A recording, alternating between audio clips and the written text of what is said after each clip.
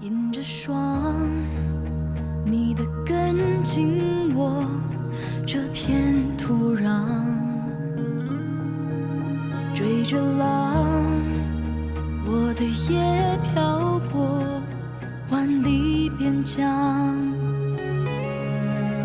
遥相望，岸的尽头是地久天长。当相遇又别离，当相依又远去，我不曾忘记。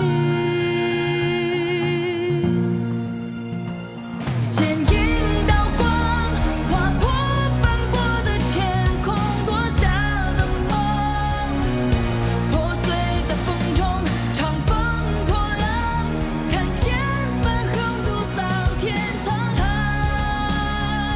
戎装红装飞扬，逆过冰雪那凉，忘了有缘一场，唯愿你在身旁，不负春光，就算天边相连，陪你天涯中间，看萤火落双肩，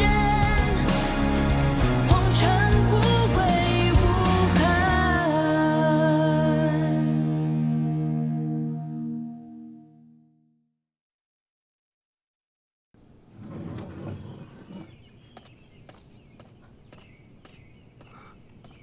公子，哎呀，慢点。哎呀，你的伤势如何了？公子放心，我没事，只是皮外伤而已。倒是你，伤势颇重。来，先把药喝了，快喝。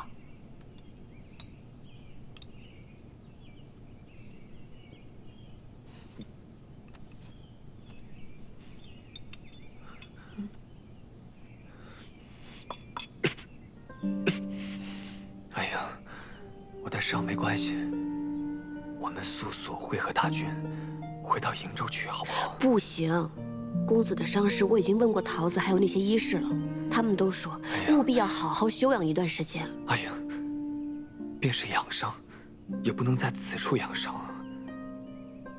你看，这是镇西军所在，李逆又扣留了你我怕他早有谋算。现在瀛州的情况十分危急，你知道的，镇西军自取洛阳，便已手握大半山河。他又对我们崔家军有隙，我怕他。镇西军不会如此行事的。你是觉得镇西军不会如此，还是觉得李逆不会如此？孙敬未除，镇西军又是秦王之师，无论如何，镇西军也不会对我们崔家军如此行事啊。孙敬已危如累卵了，东都已失，潼关已破，他的10万大军又在南征百越。李逆若剑指西长京，孙敬他除了固守别无他法，他现在唯有进军而已。李逆若攻下西长京，到那时候，便是要取你我之首级，去胁迫父亲，胁迫崔家军。公子多虑了。莫说西长京现在是固若金汤，即便是有一天李逆攻下了西长京，他也不会对我们崔家军如何的。你这是被李逆下了迷魂汤！你难道要是崔家军的安危、父亲的安危不顾，如此一意孤行，要去轻信一个口齿轻薄的小人吗？公子，我是就事论事。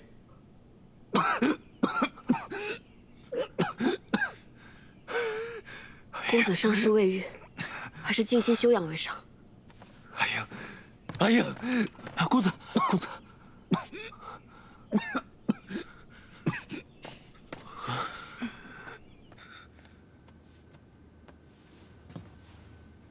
小伟，虽然这秘制的伤药极佳，但你这伤口还是得留意，千万要忌口，不然你会留疤的。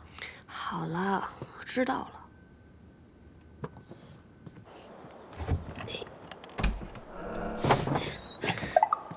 好端端的，为什么要翻窗户进来啊？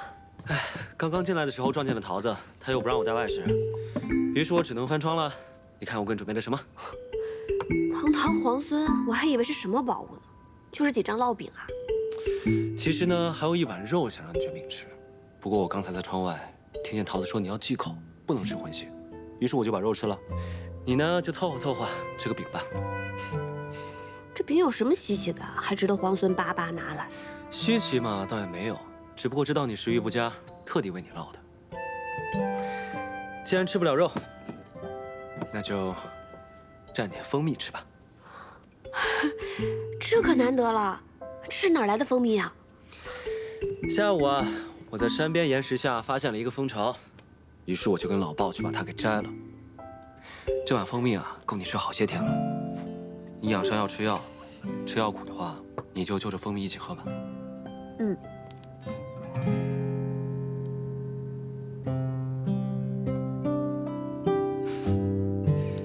对了，我有件事情想问你。什么事啊？我一定知无不言，言无不尽。皇孙打算如何收复西长京？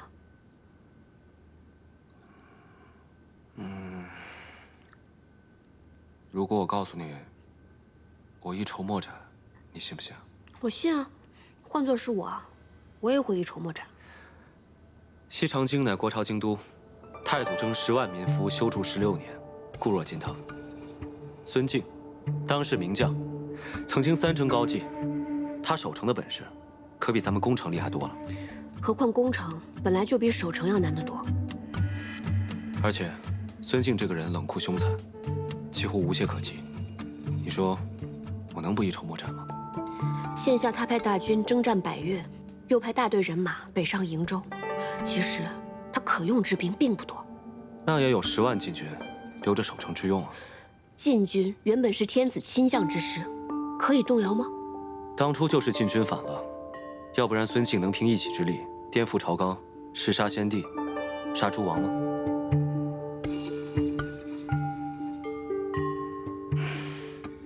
困而为之呢？困而为之，困而为之，此乃下下之计。眼下孙敬又在屯粮，以作围城之备。西长京这种城池，哪怕围上个1年半载，也不见得一定能够破城。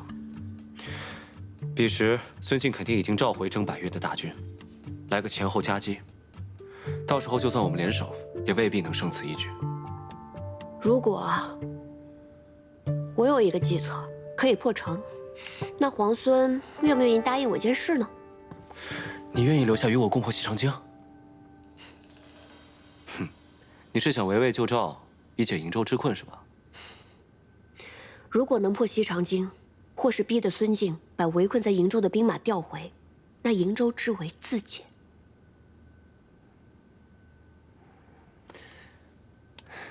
我答应你，就算你对我提1万件事，我都可以答应你。皇孙还真是唯见眼前之列。要是我不能破城，那你就什么都不能答应我了？那倒也不是，你若不能破城，我可以答应你9999件事，但你却要答应我1件事。什么事啊？现在还没有想好，等我想好了，你再答应我也不迟。怎么这么古怪的说法？我总觉得你在谋算些什么。你放心，我不会让何萧为你为难的。那我这件事也不会让你为难。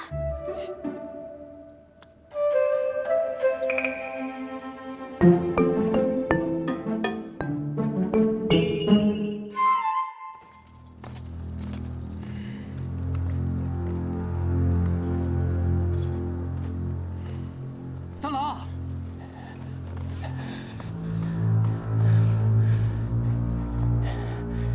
事后探到了，崔林与何氏被李逆所救之后，正在潼关休养。好不容易伪造了伯父病倒的密函，还将崔林、何氏2人骗出中军，想一举击杀。谁知道冒出来个李逆，现在2人归宿于潼关，我们是一点办法也没有。好你个李逆，又管好事！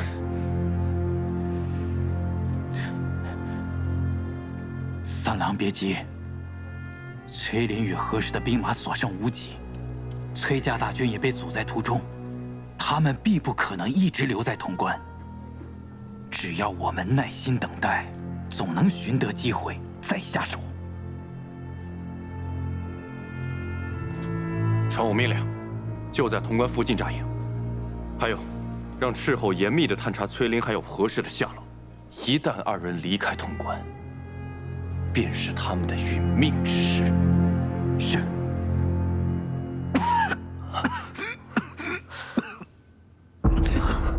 公子，公子，公子，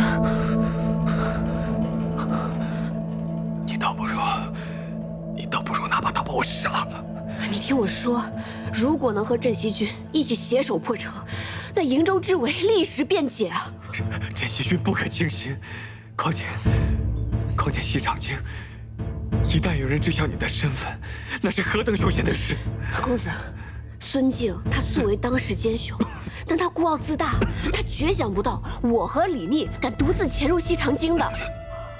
他也不可，万一……如果西长京失陷，那瀛州之围必解；如果这是一局真龙，那这一步棋才是棋眼。你什么都别说了，我不会让你去的。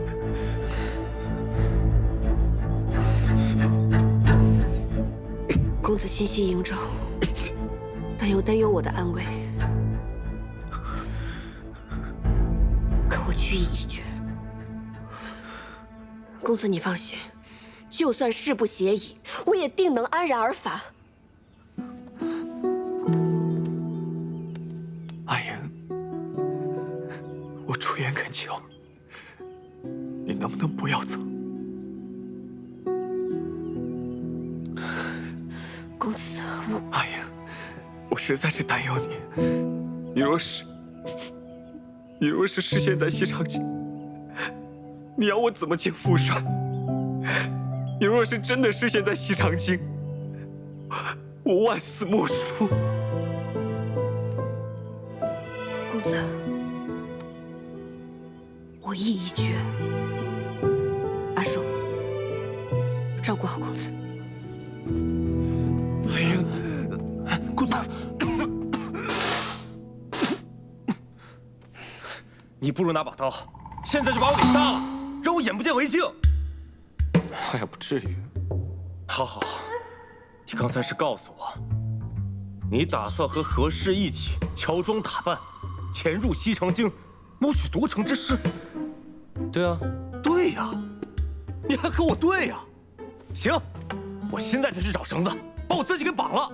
我也不用父亲来问我，我自己向那老人家负荆请罪去。我现在就去。不对，我应该把你给绑起来，接送回镇西军的后营去。到了父亲那里，你就算是要翻天，也不关我的事了。裴大将军的后营距此千里之遥，只要你不说，他就不会知道。着什么急啊？石七郎，你自己好好想想，你现在是镇西军的主帅，你和何氏两个人赤手空拳就要去闯西长京，要是被孙敬的人发现了呢，那就是狼入虎口，你有去无回的。谁说只有我跟他两个人？我还打算带上老鲍，还有长耳。谁说我们赤手空拳？我们必然会携带兵刃啊！你别给我讲这些，反正我不准训去。你若不放心，便同我们一起。我更不能去了。对，你不能去。潼关这里需要你守着，你就在这待着，等我好消息。哎，行。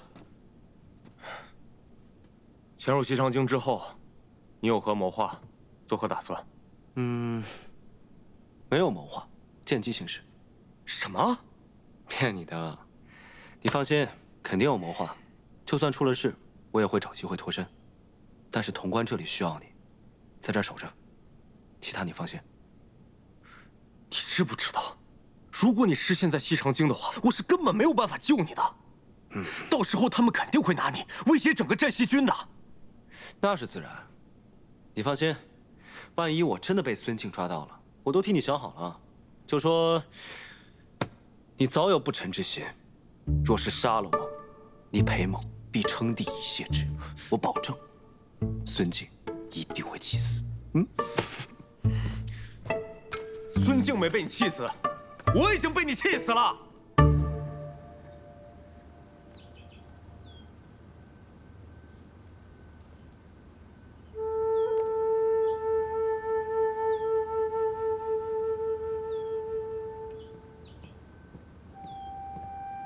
小姐，皇孙殿下来了。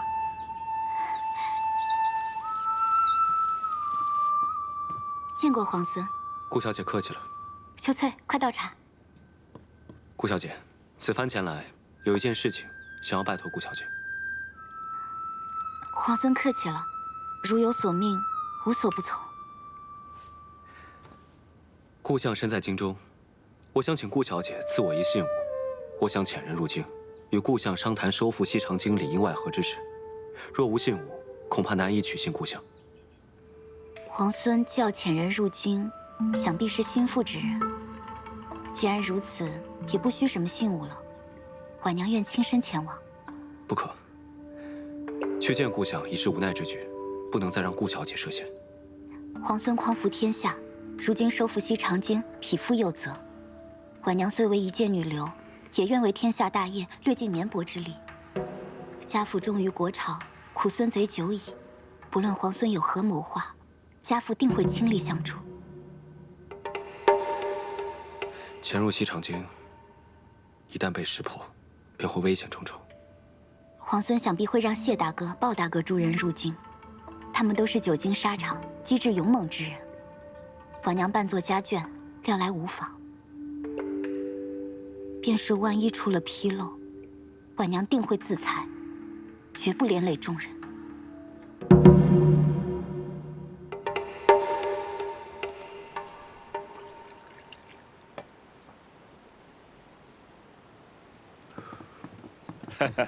这酒我尝过，酒香四溢，真不错。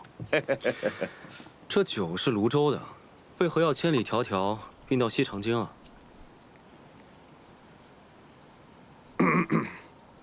我家主任在京中有一酒肆，这2年生意不好，主任年纪大了，被命少主任亲自押酒到京中来，顺便往酒肆盘账。我家少夫人梁家园在京中，此番跟着到京中来，回娘家探望长辈。哎，石七郎，这此前计划的好好的，只有何校尉一人扮作女眷，现在突然多了一个顾小姐，那我该怎么说呀？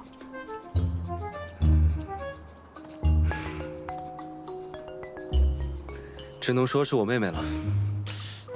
那顾小姐要去的事儿，你跟何校尉说了吗？说了。那顾小姐要扮作你妹妹的事儿，你也跟何校尉说了？说了。那何校尉没说点别的？他倒是说扮作他妹妹也可以，只不过我觉得扮成谁的妹妹不都一样吗？还真不一样。你呀，赶紧让顾小姐扮作何校尉的妹妹吧。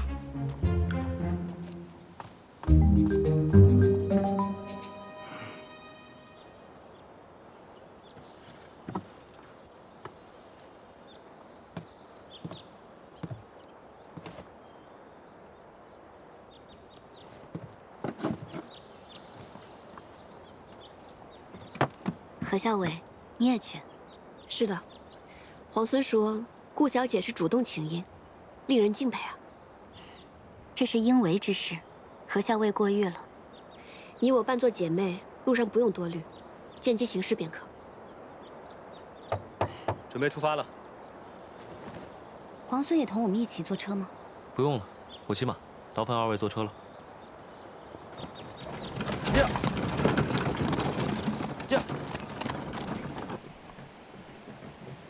阿娘，咱们的粮终于够征粮和屯粮了，不然还不知道被军爷怎么为难呢。幸好啊，把你说给了徐家三郎。这城里一下令屯粮啊，徐娘子立刻派人捎信儿过来，说给咱们准备了粮食，还说呀，要不是徐三郎去途州贩布了，怕是要让三郎把粮食给咱们送进城呢。徐娘子啊，对你这么上心，将来定是位疼你的婆母。阿娘。哎呦，七娘，有军士过来了。徐娘子说，孙大都督派的人到处抢粮食，怎么办啊？这怎么争？往哪藏？拿娘的衣服，快！哥几个，前面有人！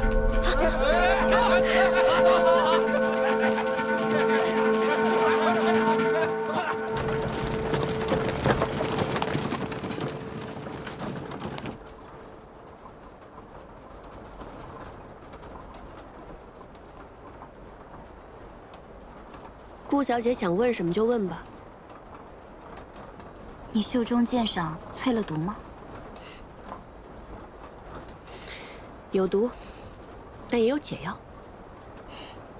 婉娘只是好奇，何校尉身为女郎，在军中自然有诸多不便，可是英气勃勃、从容洒脱，是如何做到的？一个人本身是什么样子，遮掩是遮掩不住的。我本来就是这般样子，不加掩饰，自然也就洒脱了。世上诸般有所求，自然也会为之所困。顾小姐是个聪明人，肯定也是明白的。谢何校尉指点。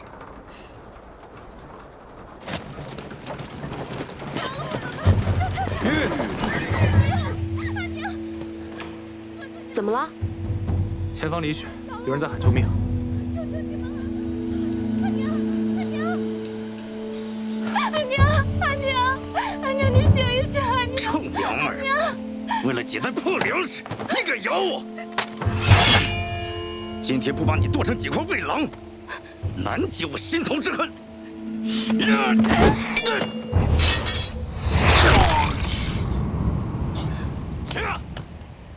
嘿，你爷爷我在这呢！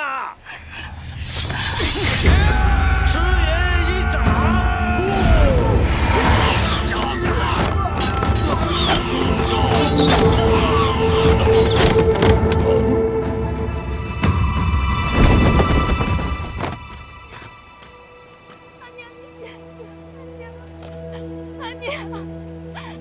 原来是孙晋的手下，怪不得这么凶残，不是抢劫就是杀人。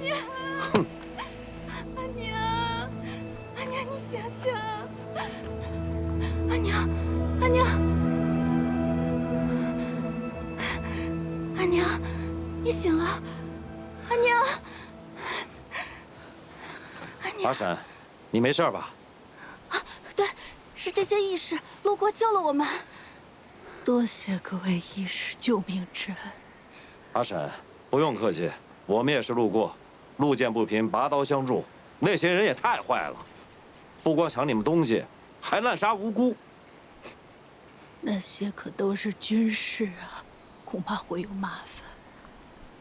各位义士，快快离开，到时候就说是我老夫人发疯，才打伤了军士。阿娘，没事的，那些坏人都死了，义士们把他们都埋了，还在上面铺了草。阿婶，没事的，你们就放心吧。为了救老夫人和小女，打伤了军士，倘若是被外人知晓，可是要被官差抓去凌迟的呀。阿婶，你放心，你不说，我们不说，不会有人知道的。阿婶，天色已晚，快带小娘子回家吧。啊！几位义士，请收老夫人一半。不用不用，快起来，快起来，阿婶。几位义士，那车上都是粮食，义士救了我们母女的命，那些粮食就送给你们吧。不用了，谢谢阿婶。我们出门都带着干粮，你们赶紧进城去吧，再晚就进不去了。来，阿娘。那就多谢各位义士救命之恩，多谢义士。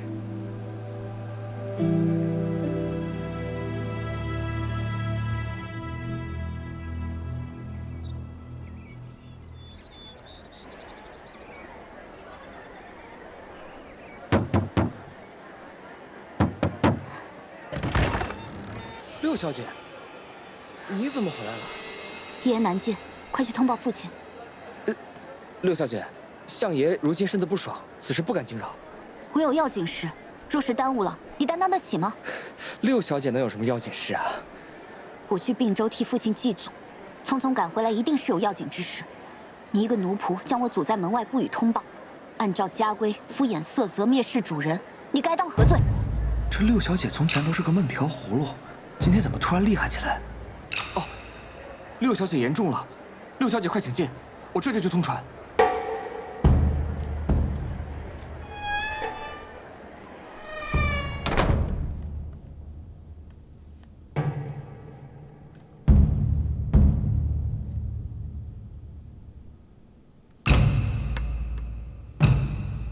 你是说，17皇孙遣了得力之人，希望能见我一面？女儿近日皆在镇西军，亲眼所见，17皇孙为人疏朗大方，能征善战，镇西军上下尽皆钦佩。如今皇孙克下潼关，半壁江山在握，民心所向，西长京也是囊中之物。孙敬虽一时骁勇，也只是坐困愁城而已。婉娘啊，你从前在为父面前，可从未如此这般说话，也从未说过这么多的话呀。从前您是国朝的太平相国，那时做您的女儿，和如今自然是不一样的。哦，有什么不一样啊？你说说看。做太平相国的女儿，只要遵从父母，孝敬亲长，爱护手足，平时针指、赏花玩月、听取吟诗即可。哦，那如今呢？父亲您为孙敬下在大牢，仍旧不屈，京中士族都以您为典范，连皇孙提起您，也是满满的敬佩之意。这时做您的女儿，要懂得识时局，懂天下大事，为父亲做到知无不言，言无不尽。如果父亲觉得我这一个小女儿还略可堪用，那婉娘便心满意足了。婉娘啊，从前为父倒是看错你了啊。父亲忧于国事，对家事关注甚少，否则以父亲一双慧眼，又怎么谈得上看错呢？那你倒说说看，这17皇孙派人来见我，所谓何事啊？婉娘向父亲赔罪，方才婉娘诓骗了父亲。其实17皇孙不是遣人来了，而是他自己来了，想跟父亲面谈。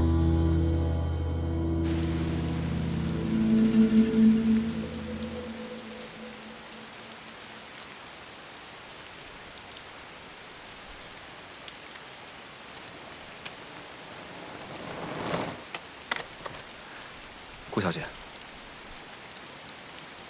见过皇孙。顾小姐客气了，约我到此，可是顾相答应相见？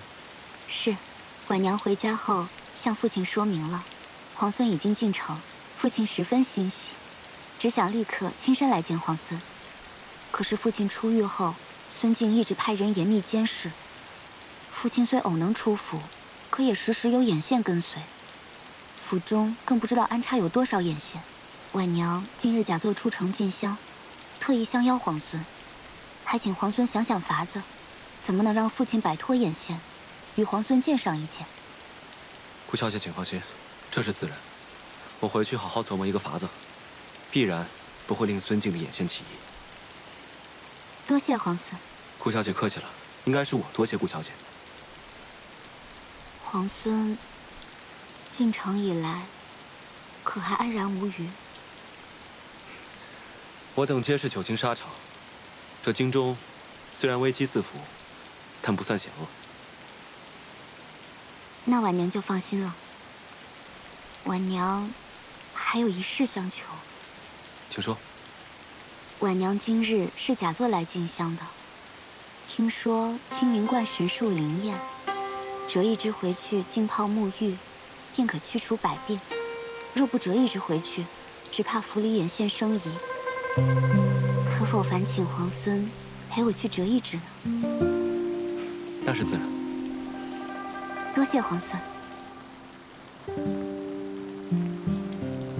都说心诚则灵，折神树树枝之前，一定要虔诚许愿，愿心上所念之人平安健康。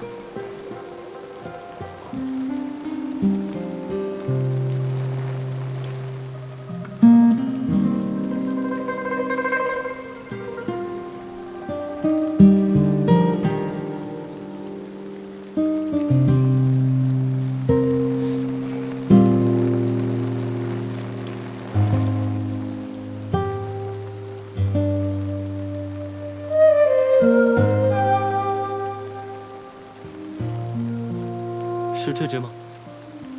还是旁边那只吧。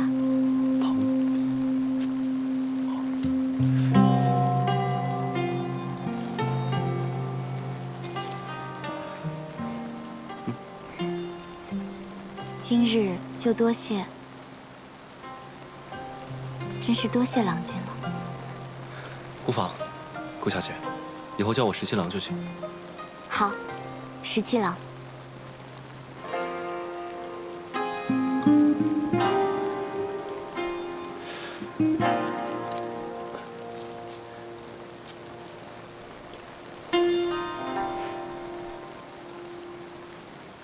17郎，神树虽灵，但今日折了，今日就要泡水沐浴。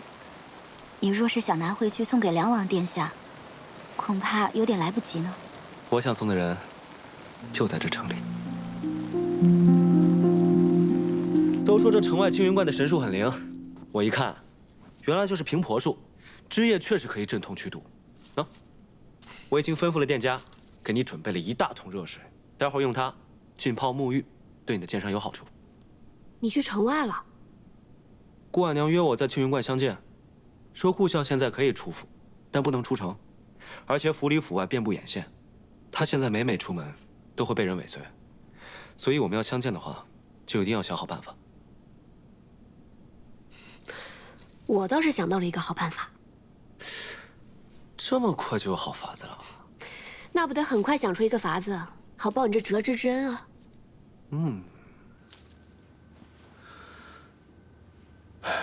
没想到李逆还真的救出了父王。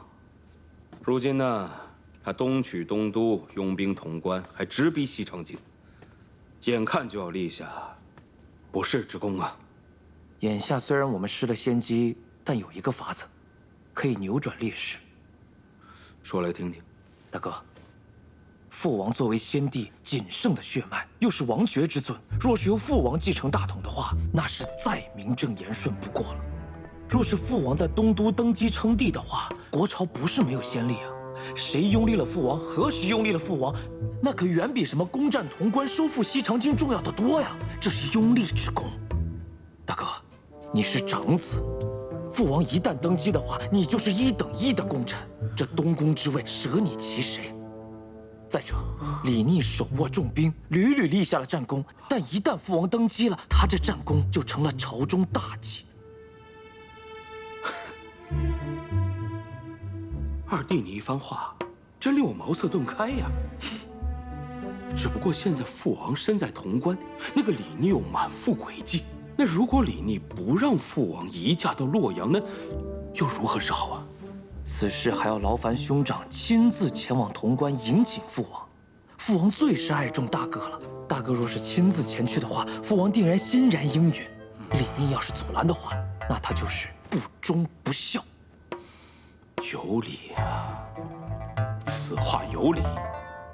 哼，你放心，日后我一定会提醒父王，封你为亲王。大哥，眼下当务之急是迎请父王回来，不日登基。至于分封之事，不急于一时。我知道大哥是好意，只是就怕旁人嫉恨于我，反令大哥为难。还是二弟你懂事啊。见过嫂嫂。夫君、二弟，我命厨房炖了些汤羹，你们忙了一日，多少用一些。谢过嫂嫂，天色已晚，就不打扰哥哥嫂嫂了。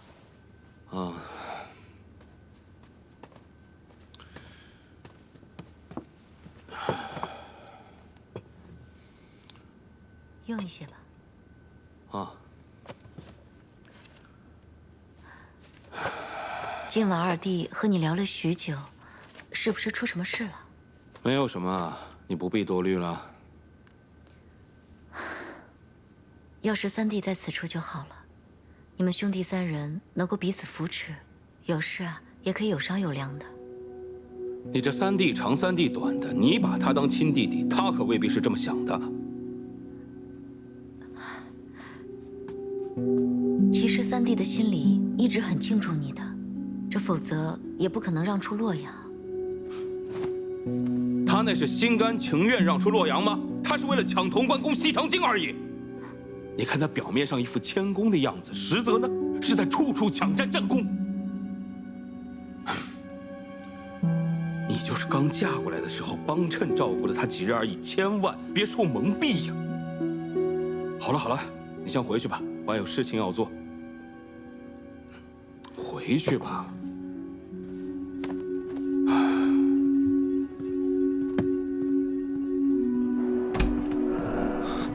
石七郎，潼关传信来，出事了。怎么了？林子王他亲自带了车驾，从潼关接走了梁王殿下。小裴将军也没有办法，只好派人送了信来。我这位兄长，真是时时刻刻都想要表现出他那份小心。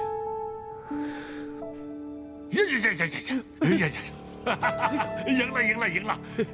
威猛大将军！哎，林子武说了，这区就是100年一见呐！来，赏你个黄瓜吃！哎呀，哎，你刚才说林子王怎么了？说什么来着？啊，林子王，跟我说这几日听说您睡得不好，四处求名医呀，还让吴国师天天为您祈福做法。哎呀，俊儿这孩子，真是有心了。啊，殿下，吴国师说了，您是有真龙天命的人呐。先帝的那些龙子凤孙，只有您才能遇难成祥，化险为夷。只要您一登基啊，孙敬那个逆贼立时就会大败。为了天下百姓啊，殿下您得登基呀。哎呀，没错。为了天下的百姓，我确实应该这么做。哎，应该这么做。哎，你为什么带我来这里啊？这里呢是酱园，小时候受了委屈，或被父王打了，就会偷偷从府里面跑到这儿，然后藏到这树上。站在这树上的时候，看着天高云白鸟叫。每到夏天，蝉还会在这里脱壳而出，留下一个空空的知了壳。我便捡了那知了壳，拿墨涂画好，结果就跟真的蝉一样。那我猜你肯定是拿这个假知了去吓唬人了。是啊，李军呢，最怕这些虫子了。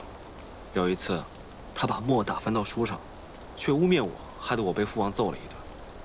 我气不过，我就把那个空的蝉壳放到他的书桌上，结果呢，把他吓得嗷嗷大叫。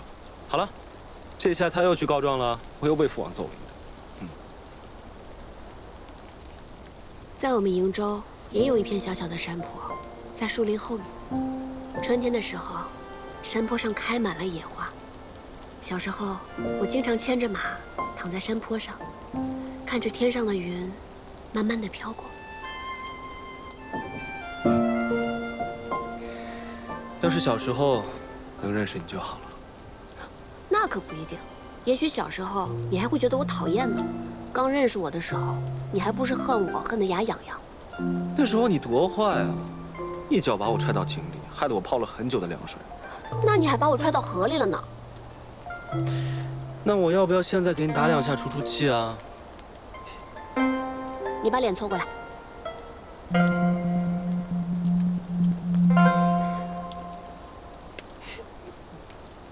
说好打不能弹的。为什么只能打不能弹？我不管，你弹了我就要弹回来。哎，你看。让你弹。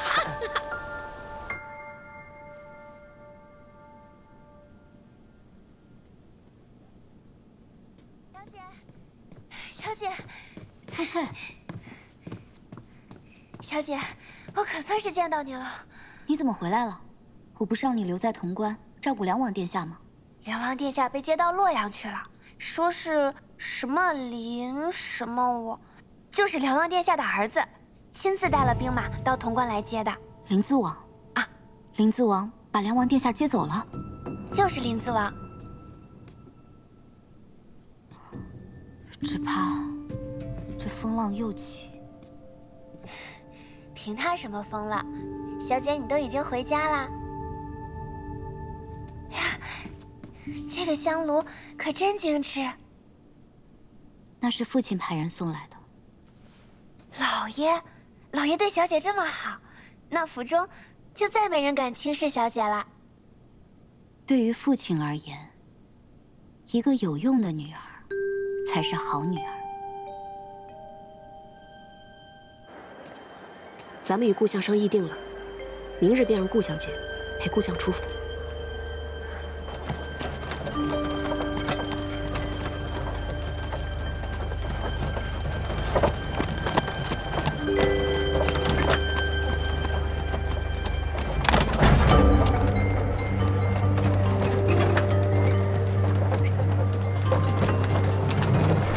让顾相只装作去绸缎庄量体裁衣。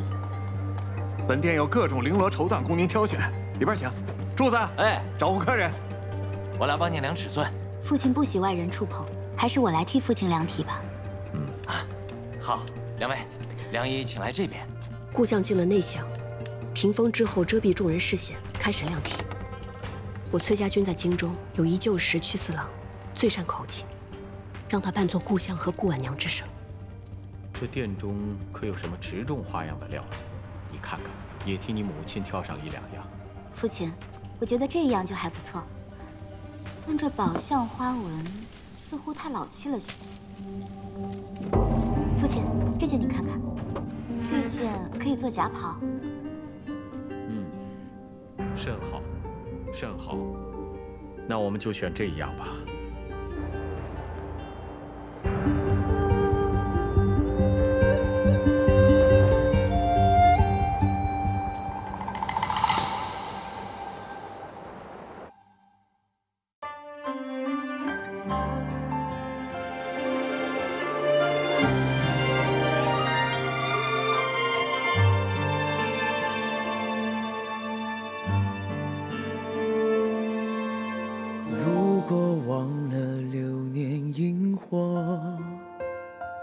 等回忆碎了沉默，若在你心上的斑驳，那牵扯是我难舍。如果思念不曾遗落，眷念着回到最初一刻，宿命曾有过的温热，多想为你留着。如果爱记得我们曾承诺过，从此爱上我也要为你活着，沿着记忆的轮廓，等待是我的执着。